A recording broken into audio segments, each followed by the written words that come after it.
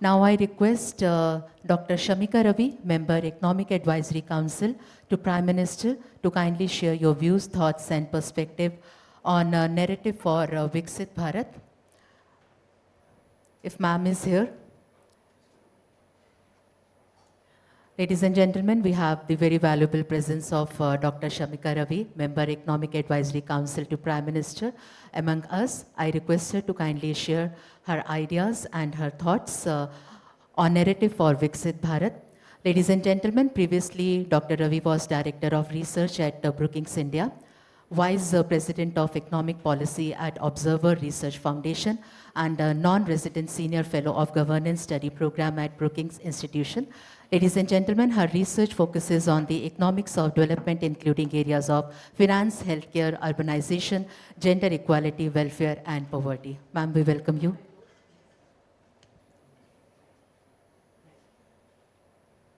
Welcome, ma'am. Namaskar, good morning, everyone. First of all, thank you, Samir, for putting together thoughtful gatherings on issues which I think are very critical and which not only require sensitization amongst the scholar community, the researcher community, industry bodies, but to a large extent also within policy makers. One thing to recognize is that while we are setting narratives for Viksit Bharat, you know, there are narratives and narratives. The only way to counter narratives, first of all, is by using what is seemingly more objective, which is data. You see, otherwise, when you tell a story, whether India is improving, India is deteriorating, stories have to be founded on something objective. Otherwise, it is your feeling versus my feeling. These are anecdotes. And I think powerful anecdotes do go a long way, but in no way are they a substitute for careful, scientific, rigorous studies and assessments. So I think first and foremost, we must recognize that data, people will tell you data is the new oil. You have heard that cliche terms millions of times. But data is more like crude oil. It's not of very much value unless you process it, unless you analyze it. And I think that is where our key constraint comes. We have more data than ever, historically.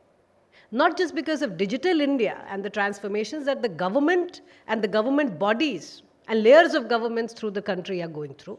So you have a lot of data, but private bodies too. Everything is getting digitized very rapidly. So we have a lot of data, but it will only get transformed into knowledge and information if you put analytics and data science behind it. Otherwise, it's noise, potentially dangerous noise. And that is why I think it becomes important, of course, to talk about governance matters on data and data responsibility, etc., very critical areas. I'm here to basically pitch for making data-based recommendations for all kinds of policies that the country needs. I will start out by sensitizing you to something which was one of the first studies that I did when I got into the government, into the EAC. You know, the narrative we often hear that India is a majoritarian country. India is getting more and more majoritarian, democratic backsliding, etc. Now, some of the indices which are often cited are based on highly subjective, hypothetical questionnaires. Now, as an economist and as an empiricist, which means I only deal with data, of course, most of the time you're taking that data to certain theories and testing, ki bhai, is this true? Hypothetical, in fact, in today's polarized world, if you tell me the identity of the expert you are talking to, I can, to a large extent, to a high degree of accuracy, tell you what is the situation in India based on who you're talking to. Which means subjective measures of what do you believe is the situation improving or deteriorating, and in what form, is very well explained by just the identity of the person. So a lot of what passes off for drawing room conversations is projected as evidence. That is dangerous. And as people who work with data, who work with large databases, we have to put that down. So one of the first studies that I did was looking at secular democracy in practice. That in India, there is politics, and politics is loud, it is noisy, emotional. But what does the data tell you about what is the nature of Indian administration?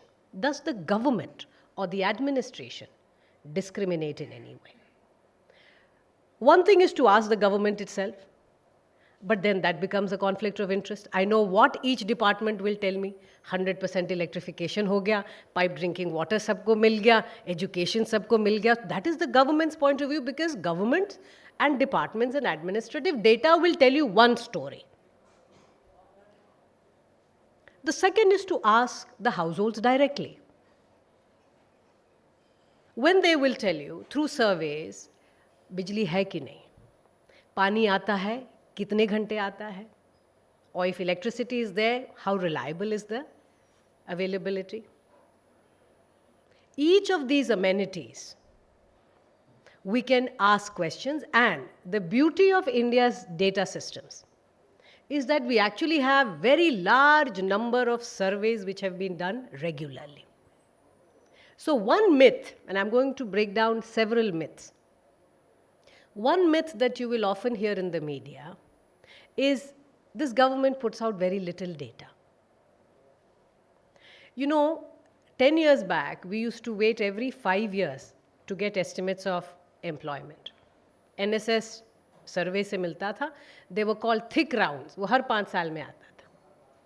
Now you have PLFS, right? Periodic Labor Force Survey. It's a conscious decision to improve collection of data and put out regular, that's why it's Periodic Labor Force Survey. We have had it for the last 7, 8 years now. The next round is being gathered. Do you see what has happened to frequency of it? Increased. If you look at the National Family Health Survey, जहाँ से ये सब information मिलता है कि भाई आपके यहाँ पानी है, बिजली है, what is the health status, biomarkers क्या हैं? When we estimate maternal mortality, when we estimate infant mortality, all these large metrics of social importance also directly linked with the SDGs. After all, signatory हैं हम लोग. We are a responsible democracy which has signed and ratified the Sustainable Development Goals as a metric of development of our society, much more than and going beyond GDP growth. Agar we have signed on to these things, we have to measure them. And one of the ways in which we do is using these kind of data systems. NFHS हुआ करता था हर 10 साल पे. Every 10 years we used to do assessments. Now NFHS is happening much more periodically. It's happening every 5 years. In fact, now the frequency has been improved further. You see, today, therefore, it is not availability. ये सच नहीं है कि data नहीं है या data कम है. That is not the problem. We have shifted the goal already because we have achieved frequency. We are now saying, अब quality पे ध्यान देते हैं. If I ask this room a very simple question, कि how urban is India?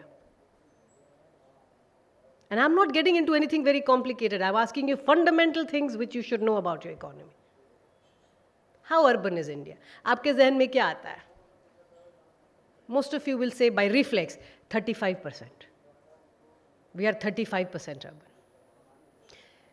We were 35%, वो भी underestimate था, census of 2011. Do you realize what 12 years can do to a dynamic, young, rapidly escalated urbanization in countries such as India? When we use night lights data, when we use satellite image data, there is a lot of modern data available. India is anywhere between 65 and 67% urban. We are an urban nation. So the thinking has to change. इसका देखिए two implications. One is directly on policy making itself. हम सोचते जब policy है, we think rural. because we still believe in the old Gandhian philosophy that India lives in its villages. No, not true anymore.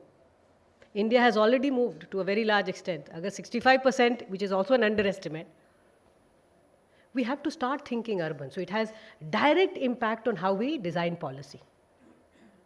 Does this matter at local governance? Of course. You know Gurgaon, सब लोग जानते हैं, तो दिल्ली का crowd है. दिल्ली में हम लोग मिलेनियल सिटी कहते हैं गुड़गांव को, राइट? डू यू नो 2008 तक गुड़गांव में अर्बन लोकल बॉडी नहीं था. गुड़गांव का गवर्नेंस पंचायत के थ्रू होते थे. आप समझ सकते हैं what is the dissonance between the real economy of India which is moving much faster and the society is changing very rapidly, and what we are capturing in the administration. So quality improvement though is a imminent, it's an urgent requirement, and we are doing it. Millennial city being governed through panchayats. आप समझ सकते हैं what is the level of dissonance. So our real economy is moving much, much faster. Policy making and administration has to catch up with it. इसके लिए data systems improve करना बहुत ज़रूरी हो जाता है. But since we are gathering so much of data, we also have to strengthen the data governance and the legal architecture and what we also call consent architecture, because people also have to be empowered. Our laws have to be modern and progressive, but people also have to be empowered. जैसे कि the presentation में आप बता रहे थे, you just give away information, you're so gullible. But लोगों को समझाना भी, it's a matter of, it's a regulator's requirement that you explain these kind of things. So there's a lot to be done in terms of campaigns, digital public campaigns, etc. The kind we have run for health, we have run for education. We have to do that kind of, because the dangers are real. फिर एक gender digital divide है. We did a whole series on this for the G20. Access of women to digital infrastructure. But you know, this is a case where India's story of growth is actually very unique. Not just in terms of course, this transformation from agriculture, and now we are trying to make up for lost time in manufacturing. But it's also in terms of just the use of digital architecture. Digitization to grow. In what form? Most of our digital, you know, if you look at this new infrastructure, digital infrastructure, and of course JAM, Jan Dhan Aadhaar and Mobile, becomes the core architecture of that. Sarkar ki taraf se the stories you hear about Jan Dhan Aadhaar and Mobile are about efficiency gains. कि देखिए हम welfare अब बहुत efficiently कर रहे हैं, which is true. And pandemic time it was a very clear and obvious example. अब 2 हफ्ते के अंदर people are getting cash in their hands when they're stepping off the buses and the trains after the lockdown. That's the kind of rapid, real, well-targeted welfare that can be done because you have this digital architecture. But that is the government side of the story. That now we are so efficient कि पहले ये सब जानते कि we were spending 3 rupee for 1 rupee worth of benefit to go to a person. Now we have a saving of 1.5% of the GDP. That's the kind of efficiency gains. But there is a bigger story, which is not the government side of the story, which is the innovation and the private sector story. कि चूंकि you have Jan Dhan Aadhaar and Mobile across the country, universal, you have the mounting of what is this whole digital industry, which is backed by this architecture. सारे आपके startups. A lot of ag tech, health tech, ed tech. By the way, these are some of your fastest growing sectors in the economy today. They are growing very rapidly. And I often joke, but only half, कि when we were in college, 25 साल, 30 साल पहले, all the cool students, cool kids used to have guitars and music bands. Not anymore. I've been teaching in business schools for 20 years in India. All the cool kids, the smart kids, they have startups. They have good ideas. They manage the financing. You have incubators everywhere. But most of it is what? It is mostly fueled, the idea is fueled by this digital architecture, that they can use technology to improve whether it's health, education, whether it is retail, right? Last mile connectivity. Digital makes a lot of it possible. This is why India's story is unique. Not just from the private sector, from the government side. After the G20, or during that, we have got expression of interest from over 60 countries to help them or to extend different kinds of digital public infrastructure. Aadhaar hai, UPI hai. There are many of these which are now public in nature in India and done from the government and through the government's help. They are cost effective. If there is one thing India is known for, the innovations which are cost effective. And that story is not limited to space. That story has extended and is a reality across different digital sectors. So there are many countries, and I'm not talking about poor and developing countries that are interested in these kind of DPIs, digital public infrastructure. They're rich countries, right? Advanced nations. Because remember what is happening in the advanced nations? That just about 20 years back, they have invested in their own digital infrastructure, but now the nature of technology has grown so rapidly that the cost-effective way in which India is able to do these things is an innovation even for the richer countries. And UPI is a case. The interest in Japan, interest in South Africa, interest in Germany, Singapore, Dubai. Some of the stories you hear in the media, but a lot of it you don't hear. And that is why our influence in the world is also going to be different from influence of other major powers. We are working with governments, we are working with societies to extend this kind of digital infrastructure, which is public in nature. A lot of it, of course, is again possible only because we have this digital architecture. Now, going back to data and just trying to sensitize you to a quality, which is, of course, a second order thing. First, you want regular data. But there is one other thing that you must understand. एक जो sense होता है कि कुछ तो data दीजिए. As an economist and a statistician, let me tell you, kuch data is not necessarily better than no data. At the same time, to say, भाई हमने sample size 10 गुना बढ़ा दिया. Ordinary people क्या सोचते हैं? अगर sample size बढ़ गया, तो we will get more accurate, real, representative assessment of the reality. That is not true. All you get, if the data is not representative, sampling is not correct, ये जैसे urban rural में हुआ, reality में आपका sampling 65:35 होना चाहिए, आप reverse कर रहे हैं, then statistically you are going to be very precisely wrong. Because you have so much data that whatever you are saying, while it is incorrect, but data इतना ज़्यादा है कि आपका standard error कम हो जाता है, मतलब you are very precisely wrong. It's not very helpful for policy making. So quality of data is what we are moving towards. And there is of course, there is already a tremendous amount of traction we have had. You're seeing MOSPI release data much more regularly, and there are new kinds of data which are coming out. But also let me invite this group, which is interested in aspects of data, that don't limit yourself to government data alone. I do in particular, because any research that I do is of policy interest or motivated by policy gaps or knowledge. It should be done using public data which is freely available, and so that you can replicate this. भाई सरकार ये कह रही है does not mean it is true. You can replicate it. ये open data है, आप भी करके देख लीजिए. Most of the time we are releasing the codes also.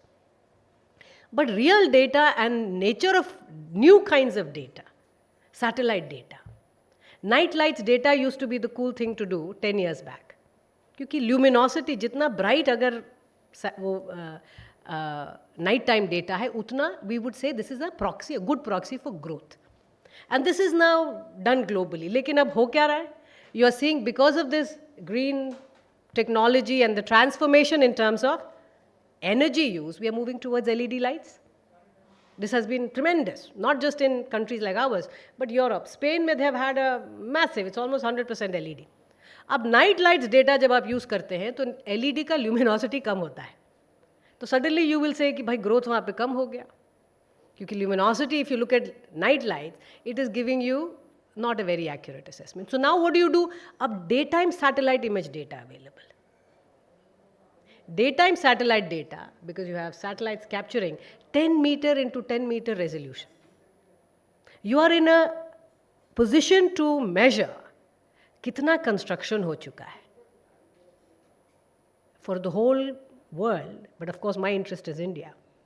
आप 10 मीटर इंटू 10 मीटर रेजोल्यूशन पे ये देख सकते हैं कि वहाँ पे बिल्टअप हुआ क्या है. In fact there are heat measures for seeing buildings efficient कितने हैं. आप देख रहे दुनिया कहाँ से कहाँ जा रही है in terms of usage of data for lots of policy making, but not just from the government, it's also efficiency enhancing and profit maximizing for corporate sector. You're using all this data. For instance, insurance firms are using satellite data to measure loss of crop. Crop insurance, where you have to assess the yield loss. So now you can move, there are forms of data which are qualitatively very good. So we have to also therefore begin, when we say evidence-based policy making, we have to have an openness and a scientific attitude. Okay, let us now look at new kinds of data. There is one other problem. An article called Household Surveys Are in Crisis came out in the US 8 years back. So when you are reading the newspaper, you think, sab data ka issue India mein hai. India ka data bahut kharab. Not true at all. These kind of problems are global problems. If the US, which has one of the most robust data systems, if they are now wondering कि our data, our survey data data is in crisis, you have to understand why are they saying this. And you know what was the motivation for this? When the elections of 2016 happened, इतने सारे surveys किए गए थे, no survey predicted the victory of Donald Trump.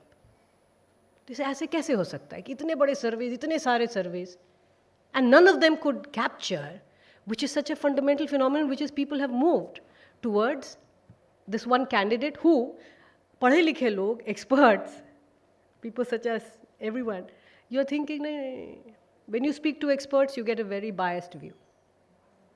Because surveys also, and when you think survey ke through we are more objective, not necessary. That's why the quality matters. That's why you have to get into matters of sampling. Each of these things is directly feeding into every department, every ministry of the government. You know, every ministry has a chief statistical officer, a chief economist. We have intelligence units sitting everywhere. We have to improve the quality. We have to improve the nature of the publication and the usage of data and bring in methodological rigor, which is what will lead us to what is evidence-based policy making. Right? Otherwise, many times it is policy-based evidence making also. You know the story that you want to hear, and somebody is ready to tell you that story. So I'm, once again, Samir, thank you for putting this gathering together. My job as an empiricist and an economist is to sensitize you, partly to tell you that there is a lot of improvement happening, but the nature of this improvement is that it's back-end. This is not something media wants to talk about because it is really not that much fun. But you know, a lot of this plumbing nature, this brick and mortar nature of these changes are happening. And we should be ready to use a lot of this public data that is available and enhance policy making across areas, and particularly in the new digital age. So thank you for the opportunity. Namaskar.